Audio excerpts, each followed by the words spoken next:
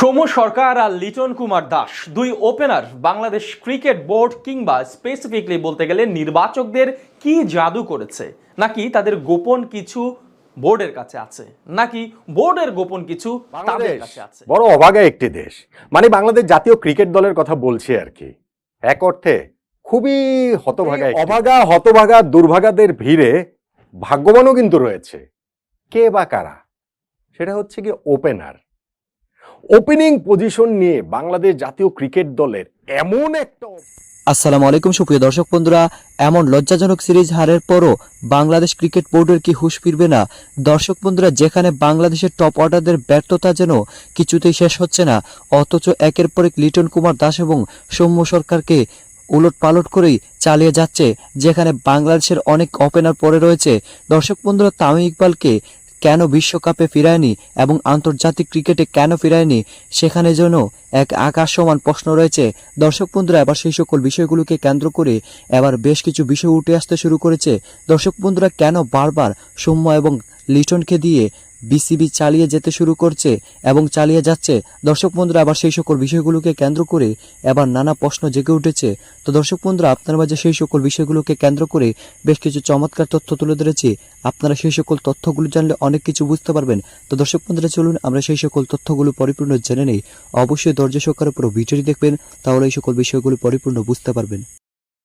সৌম্য সরকার আর লিটন কুমার দাস দুই opener Bangladesh cricket board কিংবা specifically বলতে গেলে নির্বাচকদের কি জাদু করেছে, নাকি তাদের গোপন কিছু বোর্ডের কাছে আছে, নাকি বোর্ডের গোপন কিছু তাদের কাছে আছে?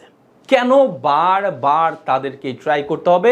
লম্বা সময় ধরে যে দুজন ক্রিকেটার ব্যর্থ, একের পর এক ব্যর্থ ইনিংস খেলে বাংলাদেশকে লজ্জায় ডুবিয়ে যাচ্ছে, সে দুজন ক্রিকেটার লিটন কুমার দাস আর সৌম্য সরকার, কেন তাদেরকে ওপেনিংয়ে রাখতে হবে? তানজিদ হাসান তামিম দারুণ খেলছেন বিশ্বকাপে, নিশ্চিতভাবেই বাংলাদেশের ওপেনিংয়ে প্রথম পছন্দ হিসেবেই থাকবেন তানজিদ তামিম। তার সাথে অন্য ওপেনার কে হবেন? সৌম্য সরকার নয়তোবা লিটন কুমার দাস, এ দুজনের একজন। বাংলাদেশ ক্রিকেট বোর্ডে আর কি কোনো অপশন নেই? সবশেষ ম্যাচে সৌম্য সরকার গোল্ডেন ডাক মেরেছেন। আগের ম্যাচে লিটন কুমার দাসকে ট্রাই করানো হয়েছিল, তিনি 14 রান করেছেন। প্রথম 7 বল থেকে মাত্র 2 রান করেছিলেন লিটন কুমার দাস, হয়নি। সৌম্য সরকার ট্রাই করিয়েছেন, তিনি গোল্ডেন ডাক মেরেছেন। বাংলাদেশের কাছে কি এই দুটাই অপশন রয়েছে ওপেনিংয়ে?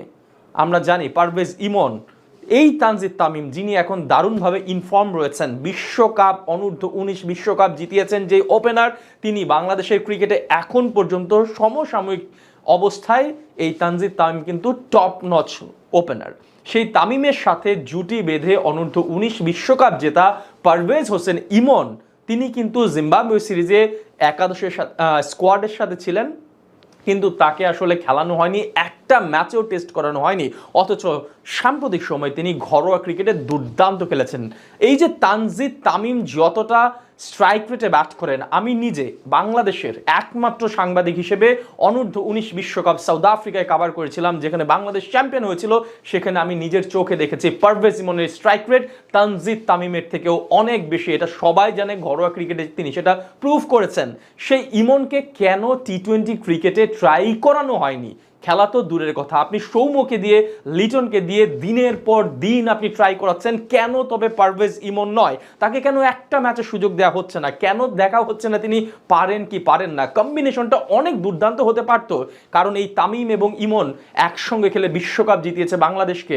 বাংলাদেশের ক্রিকেট ইতিহাসে যে গল্প আগে কেউ কোনোদিন লিখতে পারেনি, সেই জুটিটাকে আপনারা একবার ট্রাই করে দেখতে পারতেন, যেহেতু লিটন সৌম্য পর পর বারবার ব্যর্থ হচ্ছে।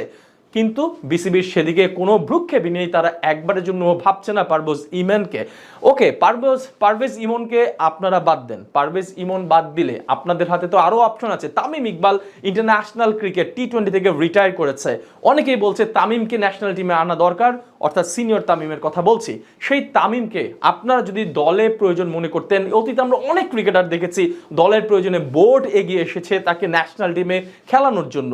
বোর্ড থেকে শুরু করে টিম ম্যানেজমেন্ট, কেউ তো ভাবতে পারতো যেহেতু আপনাদের হাতে আর কোনো অপশন নেই, লিটন সৌম্য টানা ব্যর্থ, আপনারা সিনিয়র তামিমের কাছে যেতে পারতেন, তাকে রিকোয়েস্ট করতে পারতেন।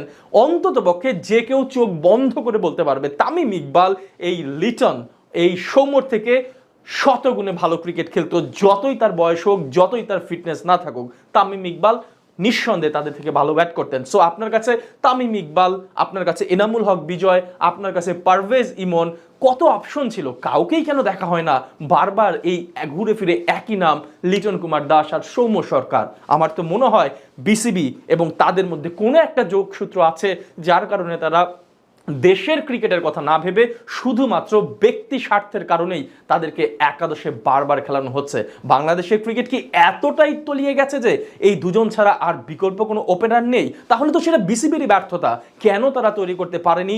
বাংলাদেশের ক্রিকেট আজ 2024 সালে এসে দাঁড়িয়েছে, এখন পর্যন্ত কেন বিকল্প কোনো ওপেনার তৈরি করতে পারেনি?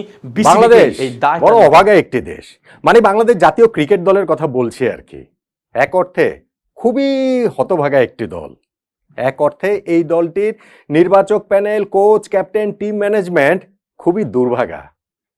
এই অভাগা, হতভাগা, দুর্ভাগাদের ভিড়ে ভাগ্যবানও কিন্তু রয়েছে। কে বা কারা? সেটা হচ্ছে কি ওপেনার।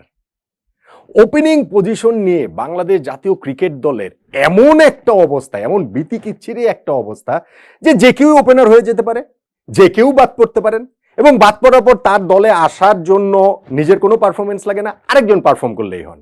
এই যে ধরেন যুক্তরাষ্ট্রের বিপক্ষে দ্বিতীয় টি-20 ম্যাচে লিটন দাসকে একাদশ থেকে বাদ দেওয়া হলো। বাদ দেওয়াটা খুবই যৌক্তিক, কিন্তু সৌম্য সরকার যেমন পারফর্ম করলেন, একটা ম্যাচ না যেমন পারফর্ম করছেন, তাতে করে এই ওপেনিং নিয়ে আমার একটা ভবিষ্যৎবাণী রয়েছে। টি-20 বিশ্বকাপের প্রথম যে ম্যাচটা আমরা খেলবো শ্রীলঙ্কার বিপক্ষে, সেইখানে ওপেনার কে হবেন? আমার সঙ্গে আপনি মিলিয়ে নিতে পারেন, আমার মনে হয় মিলে যাবে। একটু প্রথাগত না, প্রথার বাইরে গিয়েই আসলে আমি বলবো। দেখুন, লিটন দাসকে এই ম্যাচের একাদশ থেকে বাদ দিয়েছে, যেটা আমি বলছিলাম যে খুবই যৌক্তিক। লিটন খুবই অফ ফর্মে রয়েছেন, ভয়ঙ্কর বাজে একটা ফর্মের ভেতর দিয়ে তিনি যাচ্ছেন। প্রথম ম্যাচটাতে তাকে একাদশে খেলানোর মানে যৌক্তিকতা কতটা, সেটা নিয়ে আমার তো দর্শক তুমুল বন্ধুরা, প্রশ্ন ছিল, আপনারা সেই পুরো প্রশ্ন আমি ভিডিওটি তুলেছি। দেখে এবং সেটাও কথাবার্তাগুলো শুনে অবশ্যই বুঝতে পেরেছেন, যেখানে বাংলাদেশের ক্রিকেটে বাংলাদেশের ওপেনাররা অনেক পরে রয়েছে, সেখানে লিটন আর সৌম্যকে দিয়ে বারবার বিসিবি চালিয়ে যেতে চাচ্ছে, এবং বাংলাদেশের টিম ম্যানেজমেন্ট যেন এখানেই আটকে রয়েছে, যেখানে তামিম ইমরুলের মতো অনেক ক্রিকেটার রয়েছে, অথচ তাদের দিকে একটুও নজর দেয়নি। যেখানে তো দর্শক বন্ধুরা, আপনারা পুরো ভিডিওটি দেখে এবং সেই সাথে এই সকল আলোচনাগুলো শুনে আপনারা কি বুঝতে পেরেছেন? তবে কি শেষ পর্যন্ত এমন লজ্জাজনক, যুক্তরাষ্ট্রের সাথে এমন লজ্জাজনক হারের পর বাংলাদেশ ক্রিকেট বোর্ড এবং বাংলাদেশ টিম ম্যানেজমেন্টের হুঁশ ফিরবে, নাকি এভাবেই চালিয়ে যাবে? তো দর্শক বন্ধুরা, এ বিষয়ে আপনাদের কি মতামত অবশ্যই কমেন্ট করে জানিয়ে দিবেন। তো দর্শক বন্ধুরা, ভালো থাকুন, সুস্থ থাকুন, আল্লাহ হাফিজ, আসসালামু আলাইকুম।